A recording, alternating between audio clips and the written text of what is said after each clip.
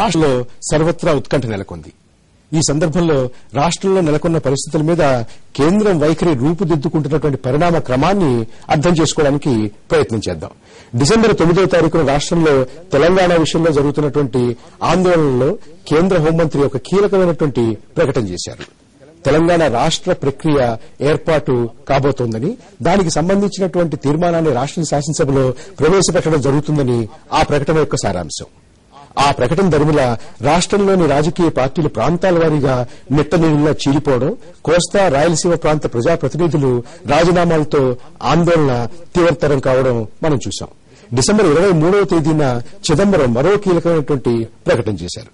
9వ తేదీన తాను చేసినటువంటి ప్రకటనతో పరిస్థితుల్లో మార్పు వచ్చిందని, సిచ్యువేషన్ హెస్ ఆల్టర్డ్ అని, తెలంగాణ అంశం మీద రాష్ట్రంలోని పార్టీలతోనూ గ్రూపులతోనూ విస్తృతమైన చర్చలు అవసరమని, దానికి శాంతియుతమైనటువంటి వాతావరణం ఏర్పడాలని ఆయన వెల్లడించారు.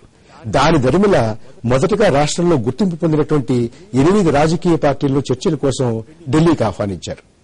జనవరి 5వ తేదీన ఏర్పాటు చేసినటువంటి సమావేశంలో 23వ తేదీని ప్రస్తావించినటువంటి చర్చలు ఎలా జరగాలి, దానికి కావలసినటువంటి యంత్రాంగం ఎలా ఉండాలి అన్న దాని మీద పార్టీల అభిప్రాయాలు కోరుతున్నట్టు తన ప్రారంభోపన్యాసంలో చిదంబరం చెప్పారు. ఇవాళ మధ్యాహ్నం జనవరి 5వ తేదీన జరిగినటువంటి సమావేశాన్ని తన నివేదికలో ప్రస్తావించిన ఆయన పాత్రికేయుల ప్రశ్నలకు సమాధానం చెప్పినటువంటి మాటల్ని ఎలా అర్థం చేసుకోవాలి, ఆయన మాటల తాత్పర్యం ఏమిటి, వీటి నుంచి రాష్ట్ర పరిస్థితుల మీద కేంద్రం వైఖరిని ఎలా అర్థం చేసుకోవాలి అన్న విషయాల మీద ఇవాళ చర్చిద్దాం. మన చర్చలోకి వెళ్లే ముందు చిదంబరం దఫాలుగా చేసినటువంటి ప్రకటనల్ని ఒక్కసారి మనం చూద్దాం. The process of forming the state of Telangana will be initiated. An appropriate resolution will be moved in the State Assembly. We have requested the Chief Minister of Andhra Pradesh to withdraw the cases filed on or after November 29, 2009 against all the leaders, students and others associated with the present agitation.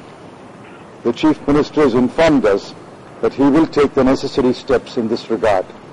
On December 9, 2009, on receipt of the minutes of the meeting. However, after the statement, the situation in Andhra Pradesh has altered. A large number of political parties are divided on the issue. There is a need to hold wide-ranging consultations with all political parties and groups in the state. We are sticking to our word. We will have the names more or less finalized. We'll have the names finalized by the end of this week, and perhaps by early next week we should have the committee announced. Will it be the mechanism we are talking about is only relating to the demand that has arisen in Andhra Pradesh following the January 5 meeting. We will draft it and we will announce it. Can't be terms of reference cannot be kept secret. When we draft it, it will be announced. Professor Harigopal గారు ఎలా చూస్తారు దీన్ని మీరు? ఈ పరిణామ క్రమం ఏంటి? వచ్చేటటువంటి కమిటీ వస్తుందని అంటున్నారు. కమిటీ ఇంకొక వారం రోజుల్లో, ఇది నెలలో మొదటి రోజే కాబట్టి ఇంకొక ఫస్ట్ వీక్ అన్నాం కాబట్టి ఇంకొక వారం రోజుల్లో వస్తుంది. ఆ కమిటీ ఎలా ఉంటుంది, దేని గురించి ఉంటుంది అనేటువంటి విషయం కూడా ఇవాళ చెప్పారు. ఇది 5వ తారీఖును దృష్టిలో పెట్టుకుని 5వ తారీఖున చేసినటువంటి సమావేశం, సంప్రదింపులు, దానికి కొనసాగింపుగా అనేటువంటి మాట వాడారు. అంటే ఇప్పుడు ఎక్కడ మనకు ఇబ్బంది వస్తుందంటే, ఆయన చేసిన ప్రతి స్టేట్మెంట్ 2 ప్రాంతాల వాళ్ళని సంతృప్తి పరచాలి అనేటువంటి ఆదుర్ద ఎక్కువగా కనిపిస్తుంది. కానీ సమస్యకు పరిష్కారము కనుక్కోవాలి అనేటువంటి దానికంటే కూడా 2 ప్రాంతాలు కాంగ్రెస్ పార్టీకి విధేయంగా ఉండాలి. ఒకవేళ 2 రాష్ట్రాలు ఏర్పడకున్నా కాంగ్రెస్ పార్టీ గెలవాలి అనే ఏకైక లక్ష్యంతోనే పనిచేస్తున్నట్లుగా మనకు అనిపిస్తుంది. అంటే ఇలాంటి సందర్భాల్లో కాన్ఫ్లిక్ట్ చాలా షార్ప్ గా ఉన్నప్పుడు 2 ప్రాంతాల మధ్య ఇంకా ఒక్క విషయం మీరందరూ ఉండగా ఒక విషయం చెప్పాలి.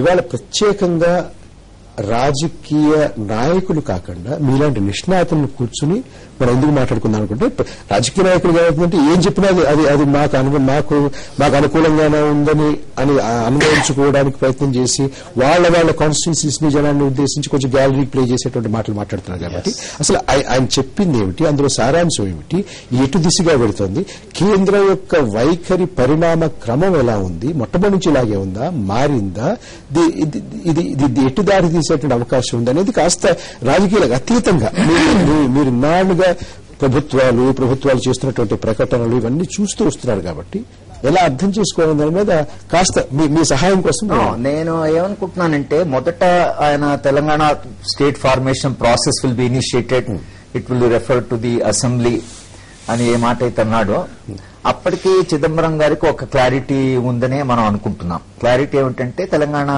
రాష్ట్ర ఏర్పాటు అనేది అవుతుందో బహుశా అది అనివార్యము అనేటువంటి ఒక అంటే మనకు అలా స్ఫురించేలాగా ఆయన అన్నట్లుగా మనకు కనిపిస్తుంది. ఆ రోజు తెలంగాణలో కూడా చాలా సెలబ్రేషన్ చేసుకున్నారు.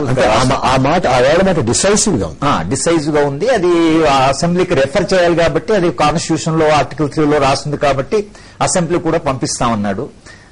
తర్వాత దానికి ఆ ప్రాసెస్ ను ఇనిషియేట్ చేస్తామని అన్నాడు. కాబట్టి state formation will be made అనకుండా ప్రాసెస్ విల్ బి ఇనిషియేట్ కాబట్టి కొంత సేవింగ్ క్లాజ్ పెట్టుకున్నట్లే కనిపిస్తుంది. కానీ చిదంబరం గారు చెప్పినట్లుగా రాజకీయ పార్టీలు కూడా ముఖ్యమంత్రి కన్సల్ట్ చేసినప్పుడు కానీ వాళ్ళందరూ తెలంగాణకు మేము అపోజిట్ కాదు, మీరు పెట్టండి, మేము కోఆపరేట్ చేస్తాం అది ఇది అన్న రాజకీయ పార్టీలు బహుశా ఇంతగా మారుతాయని కూడా బహుశా వాళ్ళు ఊహించలేదు. అక్కడ ఇంటెలిజెన్స్ ఫెయిల్యూర్, అది పొలిటికల్ అసెస్మెంట్ చేయడంలో అది ఒక రకంగా ఫెయిల్యూర్. కాన్ఫ్లిక్ట్ ఒకసారి ప్రారంభమైన తర్వాత ఇక కేంద్ర ప్రభుత్వం యొక్క అస్పష్టత ఇప్పటిదాకా జరుగుతున్న మొత్తం ప్రక్రియలో ఎంత అస్పష్టత ఉండాలో అంత అస్పష్టత ఉంది. రెండు ప్రాంతాల వాళ్ళు అర్థం చేసుకోవడము రెండు రకాలుగా అర్థం. ఒకే స్టేట్మెంట్ మీరు ఈ ప్రాంతం వాళ్ళు చూస్తే తెలంగాణ ఇస్తామని అంటున్నాడని, ఆ ప్రాంతం వాళ్ళు చూస్తేనేమో లేదు తెలంగాణ ఇవ్వండి, రేపు జ్యుడిషియల్ కమిషన్ వేస్తే తెలంగాణ ఎలా ఆపాలో దాని కొరకు కమిషన్ వేస్తున్నారు, వాళ్ళు చెప్తున్నారు తెలంగాణ ఎలా ఇవ్వాలో దాని కొరకు వేస్తున్నారని వీళ్ళు అనుకుంటున్నారు. ఆ స్మైల్ లాగా ఉంది. నేను అనుకో ఏంటంటే, ఇలాంటి సందర్భాల్లో ఒకటి చారిత్రక స్పృహ. అంటే దాని తర్వాత వద్దాం. ముందు అసలు కంటెంట్ అనాలిసిస్ ఆయన చెప్పింది మనం ఎలా అర్థం చేసుకోవచ్చు. రోషయ్య గారు, మీరు అనేక సంవత్సరాలు ప్రభుత్వంలో పనిచేశారు, మంత్రులు చెప్తున్నటువంటి కీలకమైనటువంటి ప్రకటనల్ని మీరు డ్రాఫ్టింగ్ కూడా చేశారు. ఇది ఎలా అర్థం చేసుకోవాలి అంటే, ఇప్పుడు హరిగోపాల్ గారు అన్నారు 9వ తారీఖున ఉన్నంత డిసైసివ్నెస్ క్రమక్రమంగా అస్పష్టత వైపు వెళ్ళింది తప్ప స్పష్టత వైపు వెళ్ళలేదు అని అంటున్నారు. అలా అర్థం చేసుకోవచ్చా? నేను ఎక్స్పర్ట్ ఈ విషయంలో. I also taught politics for a while with Professor Haragopal గారు చెప్పాను తప్ప ఎంతకన్నా లేదు. 54 ఆంధ్రప్రదేశ్ 56లో వస్తే ఈ రోజుకి 54 సంవత్సరాలు ఆంధ్రప్రదేశ్ పూర్తి చేసుకుందని చెప్పొచ్చు. ఈ 54 సంవత్సరాల ఆంధ్రప్రదేశ్ చరిత్రలో తెలంగాణ రాష్ట్ర పోరాటం మొదలైనప్పటి నుంచి కూడా కేంద్ర ప్రభుత్వం తరఫున తెలంగాణ రాష్ట్ర పదం అండర్లైన్ చేసుకోవాలి. ఇక్కడ తెలంగాణ సమస్య వేరు, తెలంగాణ రాష్ట్ర పదం ఉపయోగించటం వేరు.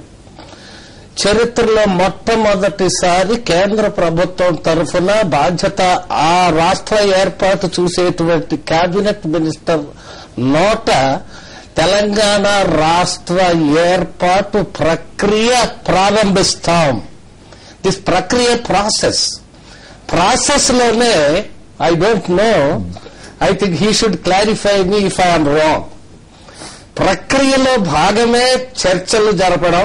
దీంట్లో అనేక ఇంట్రెస్టెడ్ పార్టీస్ ఉంటాయండి. పార్టీస్ తెలంగాణలోనే ఉండవు.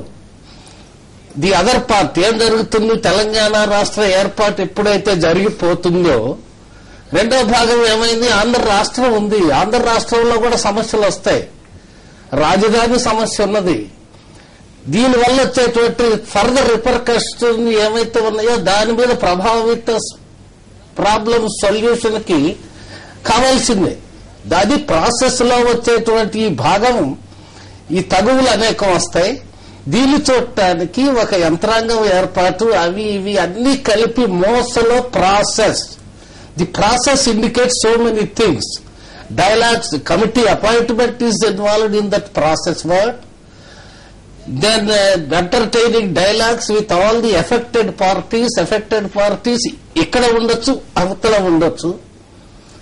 అట్లనే దీంట్లో మీరు ఇక్కడ తర్వాత ఉపయోగించినటువంటిది దాంట్లో కూడా కన్సల్టేషన్స్ నాట్ విత్ ఆల్ అనలేదు ఆయన. నెక్స్ట్ రెండో దాంట్లో ఏమన్నాడంటే కన్సర్న్డ్ గ్రూప్స్ తోటి, కన్సర్న్డ్ వీళ్లతోటి మాట్లాడాలి అన్నటువంటి పదాలే ఉపయోగించారు. కాబట్టి ఈ ప్రాసెస్ అన్నటువంటి వర్డ్స్ కనుక లిటరల్ గా కనుక తీసుకుంటే ఇప్పుడు ఆ రోజు నుంచి ఈ రోజు వరకు జరిగే ప్రతి రోజు ఆయన స్పీచ్ లో కూడా మనకు కనపడతా ఉంది. దాంట్లో ఉన్నటువంటి భాగాలు తప్ప ఆ రాష్ట్ర ఏర్పాటు అన్నటువంటి ఆ వర్డ్, అందుకే నేను మొన్న కూడా అన్నాడు వీఆర్ స్టిక్కింగ్ అన్నాడు. Sticking to what? Sticking to the statement that they have given on 9th November. ఆ రాష్ట్ర ఏర్పాటు ప్రక్రియ భాగమైంది తప్ప నేను అనుకుంటున్నాను ఇది రాజకీయాలు అనేది చొప్పించాల్సిన పనిలే. ఎక్స్పర్ట్ గా ఈ రోజుకు కూడా వాళ్ళు ఖచ్చితంగా అక్కడే ఉన్నారు. ఈ రాష్ట్ర దీని ఏర్పాటుకి ఇది ఎస్ఆర్సీ కాదు అన్నటువంటిది కూడా ఈ రోజు క్లియర్ గా రావడం జరిగింది. అది ఇక్కడికే పరిమితం అనే మాట చెప్పారు. ఇది ఏపీకే పరిమితం అనేది. అంటే మన నరసింహారావు గారి, రామకృష్ణారెడ్డి గారి అభిప్రాయాలు తీసుకునే ముందు ఒక చిన్న విరామం తీసుకుందాం.